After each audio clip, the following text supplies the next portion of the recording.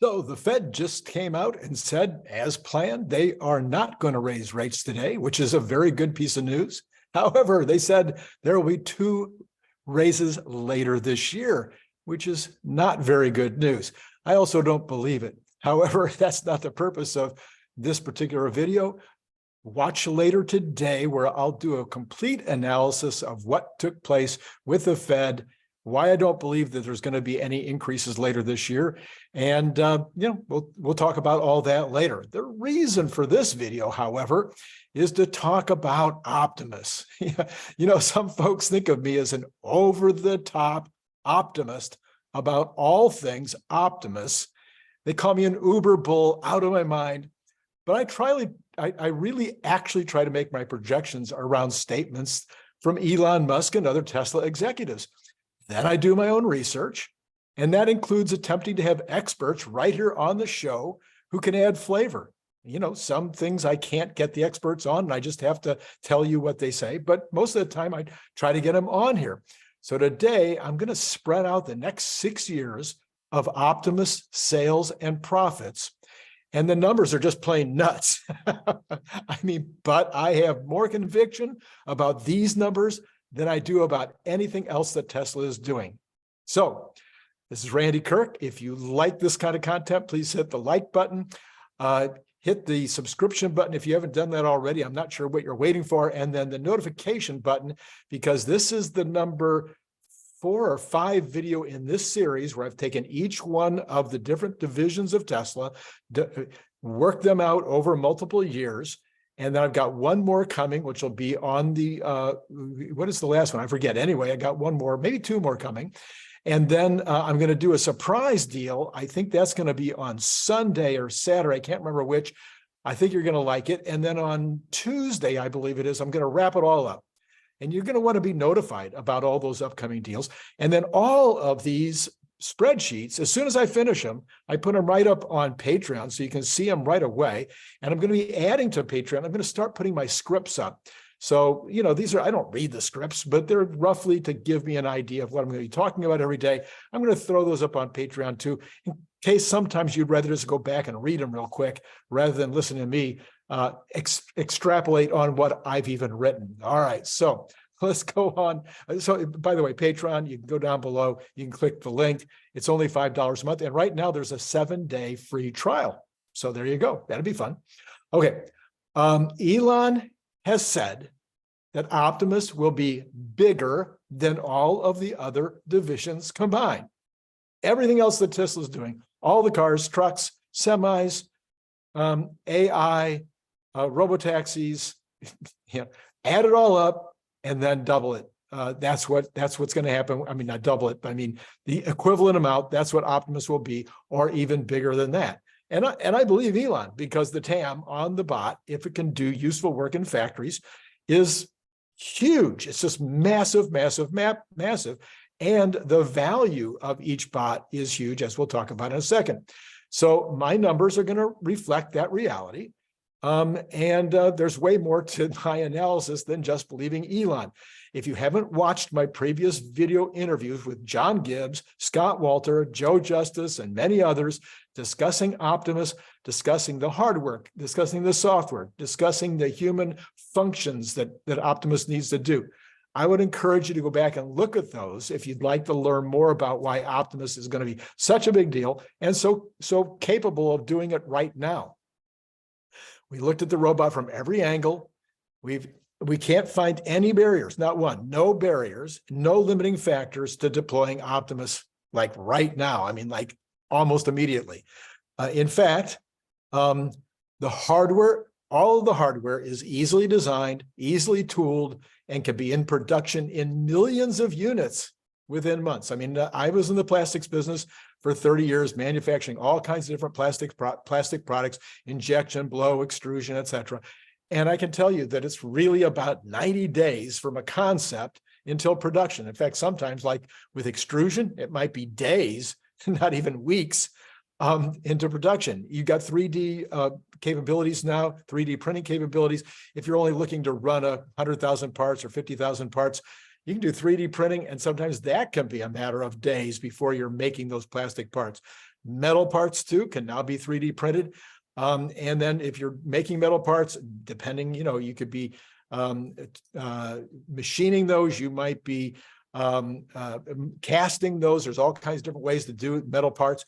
I think the hardest part, but all of those should be able to be done in 90 days. The motors might take a little bit longer. There's a lot more to designing and getting a motor up to speed. I don't know that much about it. I can only tell you that I can just look at them and tell you it's going to be more complicated. But the biggest part is the assembling. So you got to assemble this, you have to assemble it, and you have to assemble it mass produced. If I want to assemble these one at a time, Scott Walter says he could set this up in his garage, and he could assemble them in his garage, one at a time. And you could probably do, he said, you could do 1.5 a day. But you're going to want to produce these much faster than that, and you're going to want to do them in some kind of an unboxed or in some kind of a line.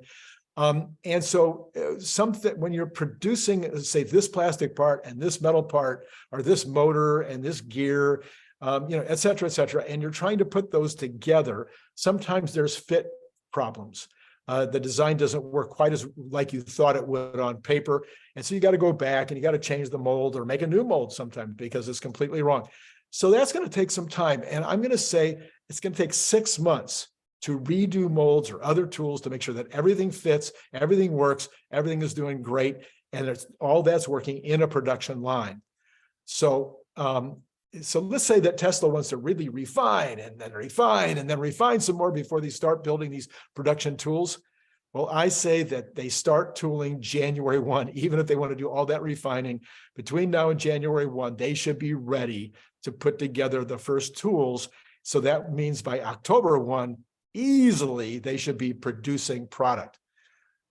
We all agree that the software and the training is the hard part, but the experts are telling me that for simple tasks, there's no reason Optimus should not be ready for useful factory functions by the end of this year. And in fact, is probably ready for useful factory functions right this minute. And maybe it would be 10 really cool things it could do. Maybe it's a 50 it can do. Maybe it's 1,000 it can do. I'm saying that by the time this product is ready to ship in October of next year, it will be probably capable of doing even tens of thousands of unique tasks, even before sending them out to all kinds of different factories to do all kinds of different things. So I'm going to go with 100,000 total bots produced in 2024 and 50,000 deployed in factories. So let's go to share the screen here so we can take a look at and you guys know how good I am at sharing screen here. So let's see if I can get it up. Here we go. All right. So you see here, I've got the year going down the left-hand side. We've got produced, that's in thousands. So in 2024, I'm saying we'll produce 100,000. Then it's deployed. So I'm saying 50,000 of those 100,000 are going to go into the Tesla facility. So they'll use 50,000 of them for various things in the facility. So, and they're going to make $4,000, that's 40,000. I'm so sorry. Sometimes I mess these up and I don't even realize it until after I've done it, but I'm not going to change that. I'm going to change this right here. We're going to say that those are 10,000s because the numbers work correctly below. Okay, so they're going to make, these are going to be $40,000 profit per year per unit. And 40,000 times 50,000 deployed. I hope that is 200 million. If it's not, please tell me in the comments below. Maybe I'll check this later. I think that's correct. I believe this is correct. So that means it's 200 million in profit per year. That's on the deployed units. And then per share, that would be 6 cents, and times a 50 PE would be $3. That would be for 2024 alone. Okay, you with me so far? All right, now 2025, going to produce 1 million in 2025. You're going to deploy 950,000 to companies and 50,000 more to various Tesla enterprises. So there's a total of 1 million deployed, and remember, these are going to be leased. I didn't say that a minute ago. These are going to be leased. So Tesla will make $40,000 in profit per year. Okay. Maybe they'll lease them for 45 and there's 5,000 of overhead and costs and customer service and all kinds of things. I'm saying for ease of use here, we're not going to figure out the details of all of that. We're just going to say that their goal is going to be make $40,000 of profit per year, which is a $15 an hour employee, one shift. Okay. That's how I came to this. I think they could charge 200,000 and people would buy them. I've told the story many times where I was looking for a particular piece of automation one time. It was going to cost me $100,000. It would have replaced 2 or 3 people. I was perfectly happy to pay the $100,000. So if an Optimus can replace 2 or 3 or 4 people, people should be very, very happy in this environment to pay $100,000, $150,000 for Optimus. So I'm going with a very conservative number here. First of all, only building 1 million of these in 2025, that's way below what I believe, but I'm going to go with that million as a very, very low number. And then total profit of $40,000 in leasing price, per unit, very, very low. That would give us a per share of $1.18 of profit. Total profit of $4 billion per share of $1.18, and then share price $59 at a 50 PE. Okay, now we spread that out. 2026 is the year that this whole idea catches up with my belief. I believe that there will be 5 million deployed in 2026. I believe they'll make $4,000 for each of those, $20 billion in profit, $5.88 a share, and $294 contribution to the share price. So from there on, it just gets better and better. I think that they'll produce 10 million in 2027 and 15 million, 28, 29. By 2030, you're going to have 80 million of these deployed. That's not a lot. There are 3 to 4 billion factory workers, or 3 to 4 billion people employed in the world. Out of the 8 billion people in the world, about half, a little less than half of those are employed. So 80 million, no, it's not a big number at all. Total profit on that would be 320 billion per share. That would be $94 a share. And the share price contribution would be 4,706. Yes, I know in the headline I said 5,000, I'm rounding up because I'm an optimist. So sue me. Okay, so this is my theory about how this thing is going to work out. Now, here's something I'm going to be saying over and over again for the next few weeks. It doesn't matter.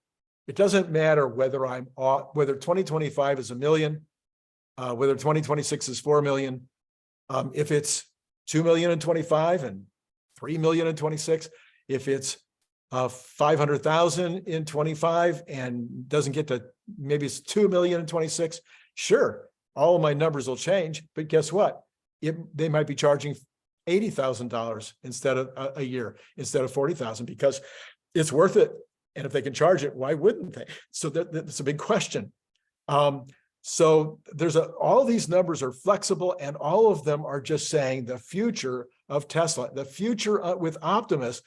The idea of Optimus, it drives me crazy that folks don't look at this and say, you know what, there's a very high likelihood that by 2026, this is going to be making a $300 contribution to profits.